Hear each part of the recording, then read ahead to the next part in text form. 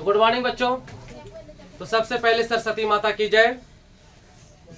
आप तमाम छात्र छात्राओं को ढेर सारा लाड प्यार आशीर्वाद, माता सरस्वती का आशीर्वाद भी बने रहे। आप मन लगा करके पढ़ाई करें, आगे बढ़े, अपने माता पिता और अपने गांव का समाज का नाम रोशन करें।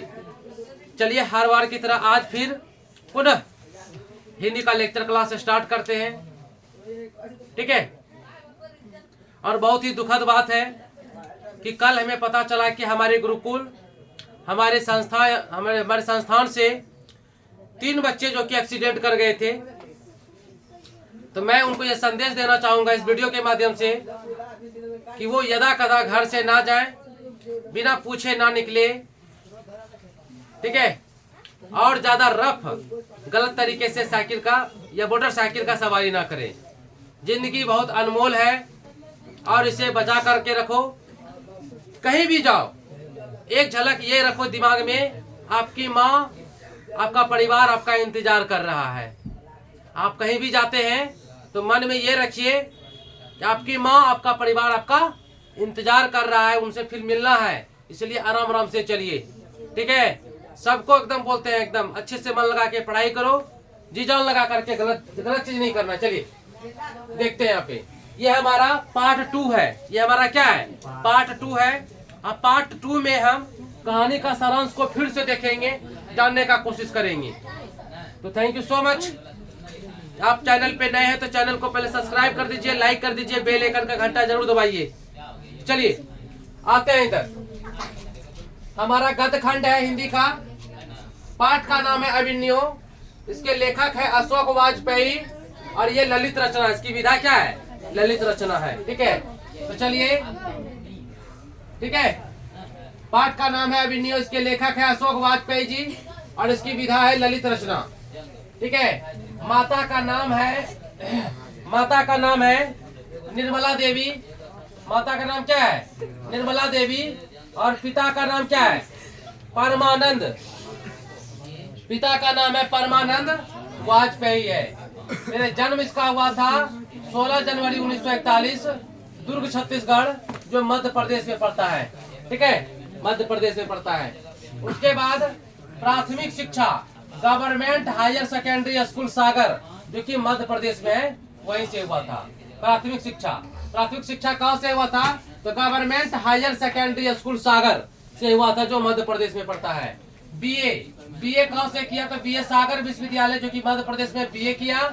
एमए किया सेंट स्टीफेंस कॉलेज दिल्ली से, ठीक है, दिल्ली से। किस विषय में किया? तो अंग्रेजी विषय से किया एमए, ठीक है। कौन सा काम चुना? तो काम में इन्होंने भारतीय प्रशासनिक सेवा का काम चुना, अपनाया, ठीक है।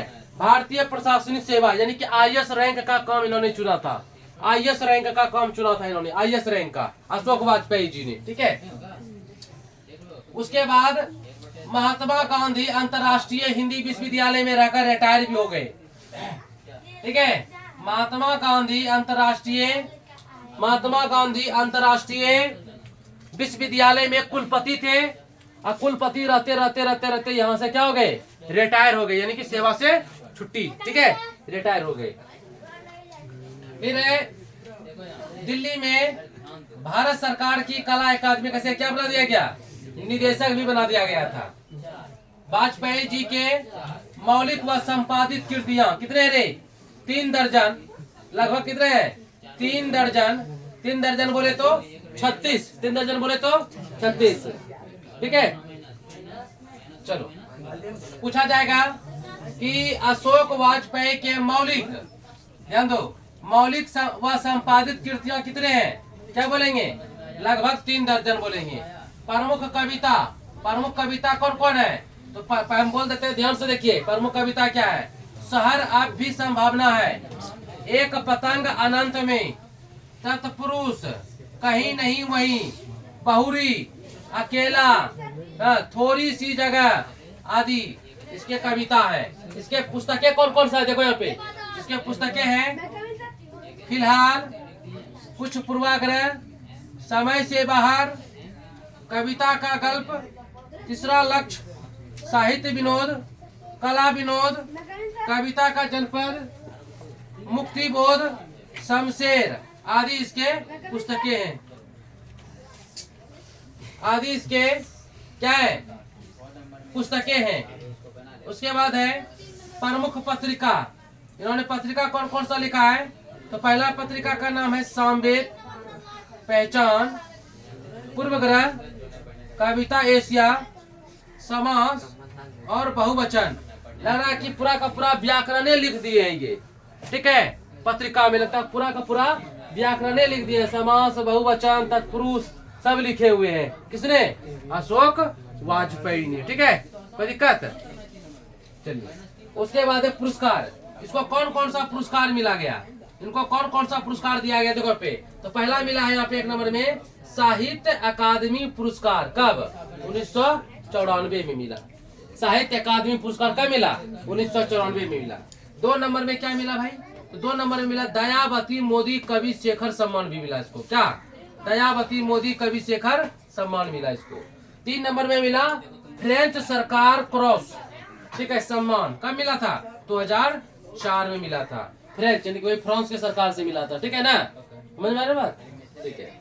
कुल आयु अब तक इसका कुल आयु कितना है? अब तक कुल आयु कितना है? तो 83 वर्ष है, 83 वर्ष। अब तक इसका कुल आयु कितना है? आज तक कितना है? 2024 तक कितना है? 83 वर्ष है, ठीक है। अब यहाँ चलते हैं। अविनियो दक्षिण फ्रांस का एक मध्ययुगीन क्या है? ईसाई मठ है। लेखक 19 दिनों तक यहाँ रहे और रचना किए। क्या किए? रचना किए। कितने दिनों तक? 19 दिनों तक रहे। प्रवास के दौरान रोज गद्य व पद लिखते थे। जब वहाँ पे गए थे वो 19 दिनों तक, तो गद्य पद लिखते थे। गद्य मतलब होता है कहानी, पद मतलब कविता। गद्य मतलब कहानी, पद मतलब कविता। कहानी और कविता लिखे 19 दिनों में, ठीक है।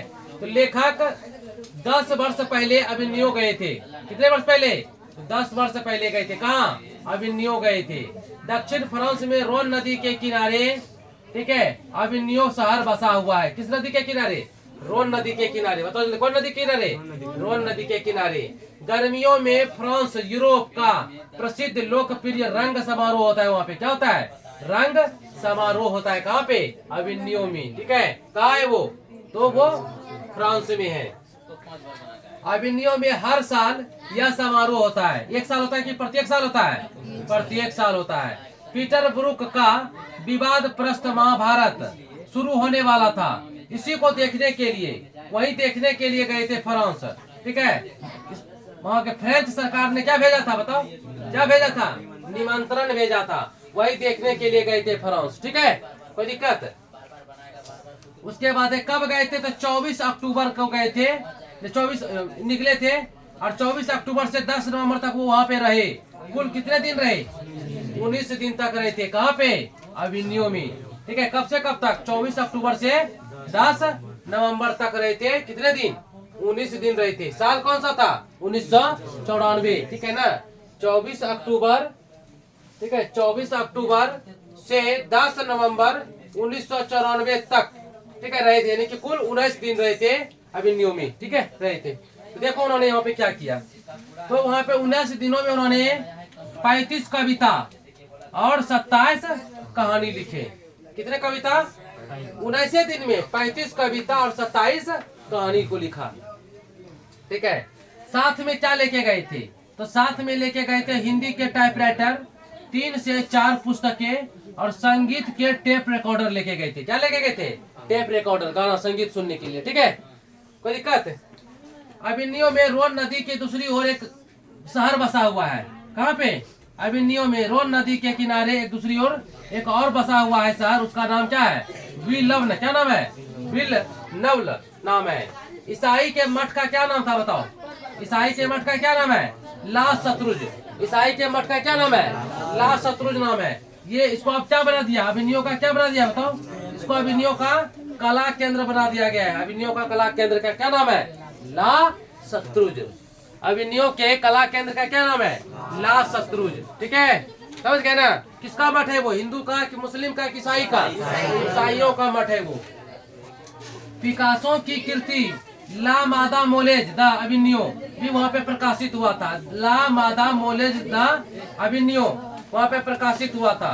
लेखक रोन नदी के तट पर बैठे थे। कहाँ बैठे थे? मन नहीं लगता था ना, तो कहानी कविता लिखते लिखते चल जाते थे रोन नदी के पास। कहाँ? रोन नदी के पास चल जाते थे, वहीं बैठते थे। ठीक है, लेखक को लगता है जल अस्थिर है, हाँ तट बहा जा रहा है। ठीक है, नदी के तट पर बैठना भी नदी के साथ बहना है।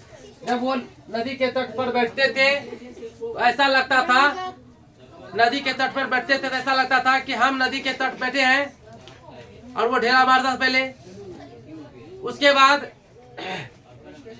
नदी के किनारे बैठते बैठते इसको फील होने लगता था कि हम तट के साथ बहे जा रहे हैं और नदी रुका हुआ है, नदी रुका हुआ है, हम ही बहते जा रहे हैं ना। उसको फील होता था ऐसा ऐसा। कभी कभी उसको लगता था कि नदी भी बह रही है और हम भी बह रहे हैं। ठीक है, और कभी लगता था कि नदी शांत है और हम बहे जा रहे हैं। ठीक है, नदी के पास जब भी बैठता था तो उसको याद आती थी क्या? कविता याद आती थी, याद कविता याद आती थी। ठीक है, नदी के पास होना ही नदी है, तो नदी के पास होकर के वो नदी बन जाते थे। अशोक वाजपेयी जी नदी के पास बैठ करके क्या बन जाते थे? नदी बन जाते थे। ठीक है, नदी के पास होना नदी है। लेखक को नदी तट पर बैठे किसकी कविता? विनोद कुमार शुक्ल की कविता याद आती है, नदी चेहरे लोग के। कविता का नाम है नदी चेहरे लोग के। नदी चेहरे लोग के कविता याद आती है। नदी की समानता लेखक कविता से करती है। नदी की बराबरी किससे करता है? कविता से। नदी की बराबरी किससे करता है? कविता से करता है। ठीक है ना? ठीक है, लेखक को नदी के किनारे किसकी कविता याद आती है? विनोद कुमार शुक्ल की कविता याद आती है, और उस कविता का क्या नाम है? नदी चेहरे लोग के।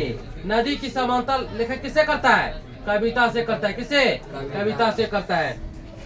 ठीक है, और लेखक बैठे बैठे कहते हैं कि जिस प्रकार नदी में जल की कमी नहीं है, लेखक क्या कहते हैं कि जिस प्रकार नदी में जल की कमी नहीं है, ठीक उसी प्रकार, ठीक है, कविता में शब्दों की कमी नहीं होती है। तो प्यारे बच्चों, आज हमारा पाठ 9, पाठ का नाम अभिनयो, इसके लेखक अशोक वाजपेयी जी थे। इसकी विधा ललित रचना थी, जो इस लेक्चर के माध्यम से खत्म हो चुका है।